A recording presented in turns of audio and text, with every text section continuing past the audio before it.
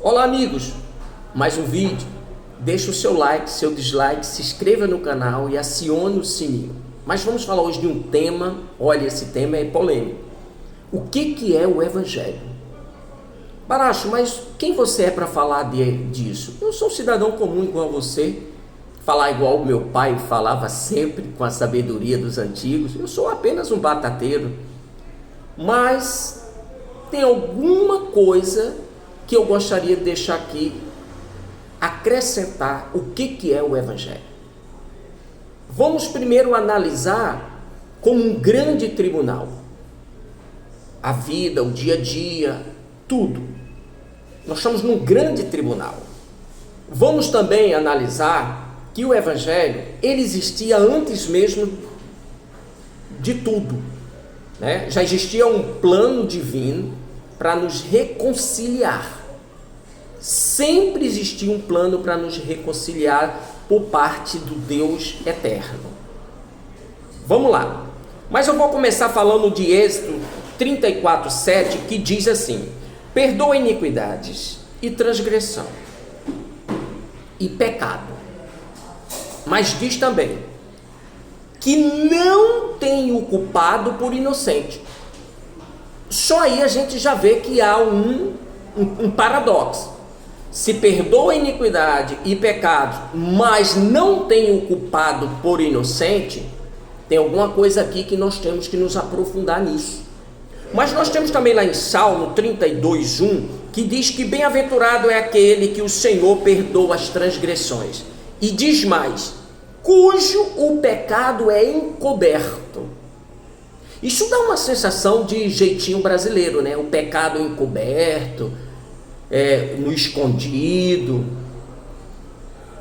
Se levar em consideração que todos nós somos pecadores, independentemente do pecado, ou tem alguma pessoa aí do outro lado que diz, não, peraí, eu não sou pecador. Não, todos nós somos pecadores. Então, para levar em consideração, como que pode encobrir o meu pecado, o seu pecado?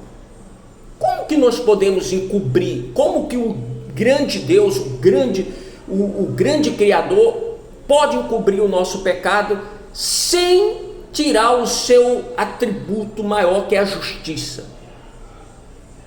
A justiça é um atributo de Deus. Pecou, tem que pagar pelo pecado. É assim que Deus Pai, é assim que a justiça funciona. O contrário disso seria uma injustiça. Encobrir o meu pecado é uma injustiça. Encobrir o seu pecado que está aí do outro lado é uma grande injustiça.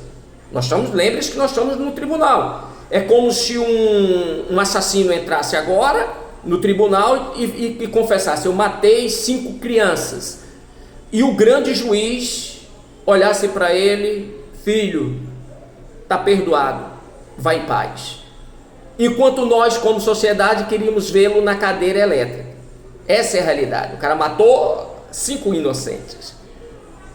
Então há uma contradição aqui muito grande. Mas não para por aí. Porque lá em Miqueias diz que ele lança os nossos pecados no fundo do mar. No mar do esquecimento. Como que eu não vou pagar? Você não vai pagar pelos seus pecados? Como que nós fazemos todos os dias de errado? Porque se existe uma coisa na nossa vida é que todos os dias nós quebramos regras e a lei. Todos os dias nós pecamos. E ele diz que vai lançar no fundo do mar os nossos pecados. E diz mais lá em Provérbios, isso aqui é que é forte, que diz que aquele que justifica o perverso e condena o justo, ambos são abomináveis ao Senhor. Há uma abominação aqui. Há algo muito, mas muito tremendo aqui. Gente, isso aqui é o coração do Evangelho. O coração do Evangelho não é você pedir uma casa, um carro. É isso aqui. Se você não é perdoado, se eu não sou perdoado, e como que ele vai fazer isso? Se ele é justo. Sem ferir o atributo da justiça que existe em Deus. Como? Nós temos que saber como. porque nós não cumprimos a lei, e só entra no céu quem cumpre a lei. É assim mesmo. Como que isso vai acontecer? O grande arquiteto, Deus, o nosso Senhor, o Eterno, ele tem um projeto, ele criou um projeto, e nesse projeto, ele foi quem sacrificou mais, porque ele deu seu filho, desde pequeno aqui na terra. Tem pessoas que dizem, não, era para ele sofrer igual aos homens, etc. Mas a verdade era para ele cumprir as leis. Toda a trajetória do Senhor Jesus na terra, você não vai ver que ele pecou, ele cumpriu todas as leis. Mas vamos adiante. Como que Deus vai nos perdoar se ele é justo? E nós temos que colher o pecado. Colhe o pecado, mas está perdoado. E ele diz que não nos tem como inocente. E diz mais, que aquele que encobre o pecado do perverso, ou perdoa o pecado do perverso e condena o justo, esse é abominável. Ambos aos olhos do Senhor. Lá em Provérbios 17:15. Há um dilema no tribunal. Como que isso pode ser resolvido? Vamos adiante. O grande arquiteto, que é o nosso Eterno, ele sempre quis nos recuperar.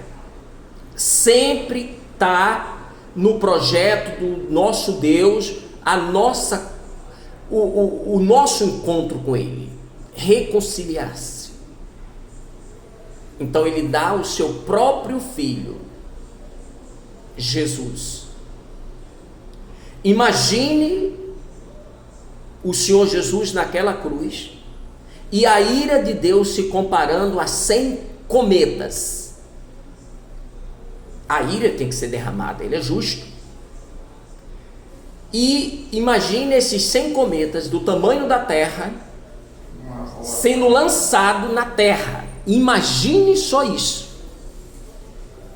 E o Senhor Jesus foi lá e se colocou e nos colocou na sua frente e deu as costas para essa ira ser derramada sobre ele. Aí sim está o segredo. Alguém tinha que pagar para que a minha culpa, a sua culpa, a nossa culpa fosse eliminada. Mas só em a nossa culpa e o nosso pecado ser colocado no Senhor Jesus também não seria o suficiente. Porque para entrar no céu você tem que seguir os mandamentos.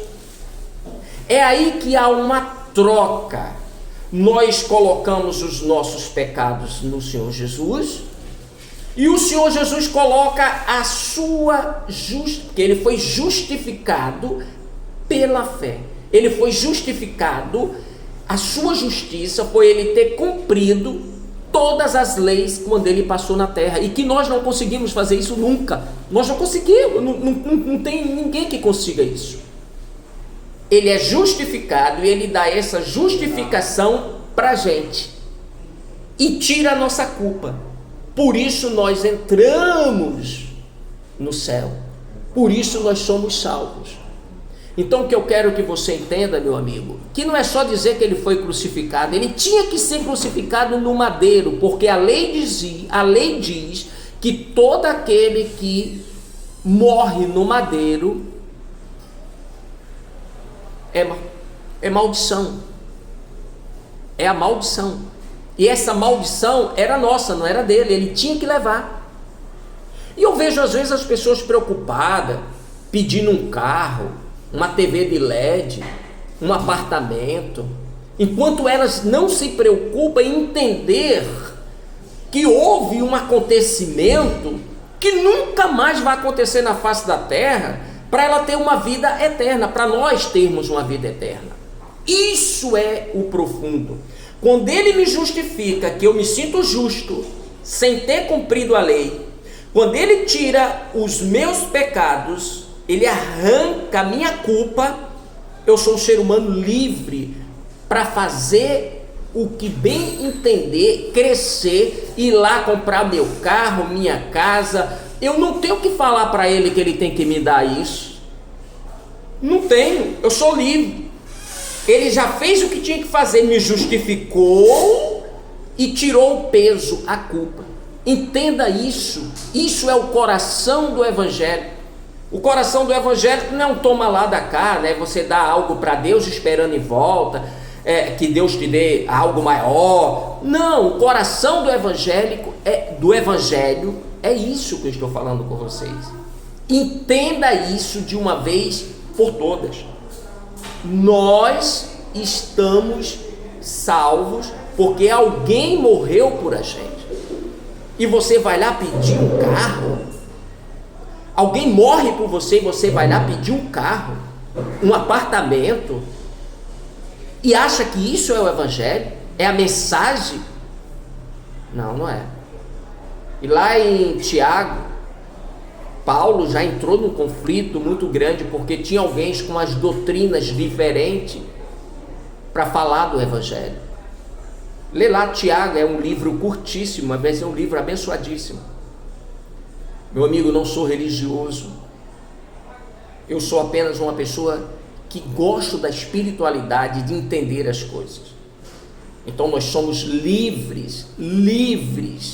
Isso não tem preço, não tem carro, apartamento, não tem nada na face da terra que se compare a essa liberdade que nós temos de ser justificado. Nós somos justos e de não ter a culpa, peso, porque o Senhor Jesus naquela cruz, ele absorveu todos os nossos pecados, mas também absorveu a ira de Deus. Alguém tinha que pagar, sangue tinha que ser derramado, e foi o do seu próprio Filho. Deus deu o seu próprio Filho, para que hoje eu possa estar falando com vocês, estar aqui feliz da vida, falando o que é o Evangelho. O Evangelho é isso, e ele está pronto para perdoar todo aquele que invoca o seu nome e muda os seus caminhos, independentemente do que tinha feito.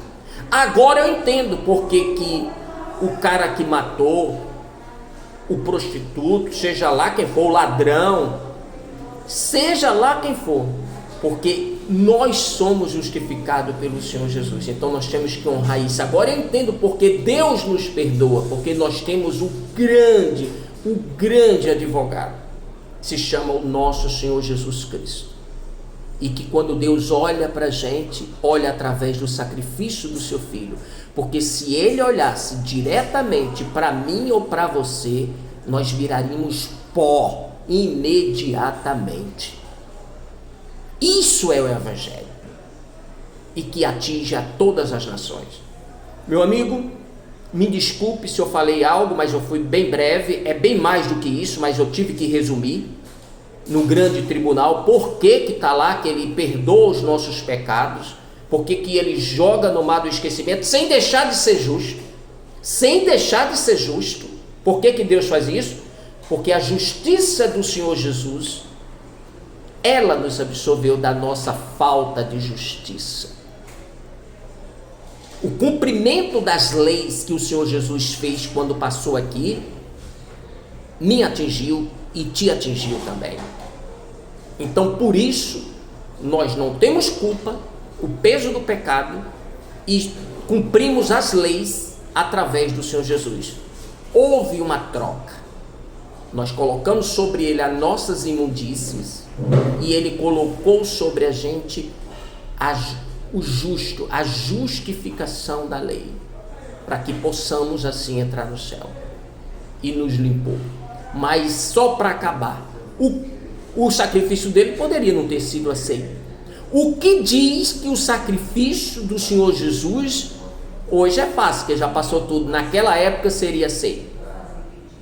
A ressurreição. Quando ele vai ao inferno e ao terceiro dia ressuscita, isso é caracterizado, provado, que o Eterno aceitou o seu sacrifício. E o seu grande sacrifício e que nós somos justificados por isso.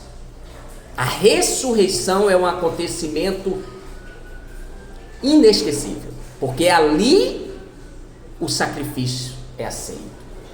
Esse é o evangelho que eu conheço. O resto para mim é religião.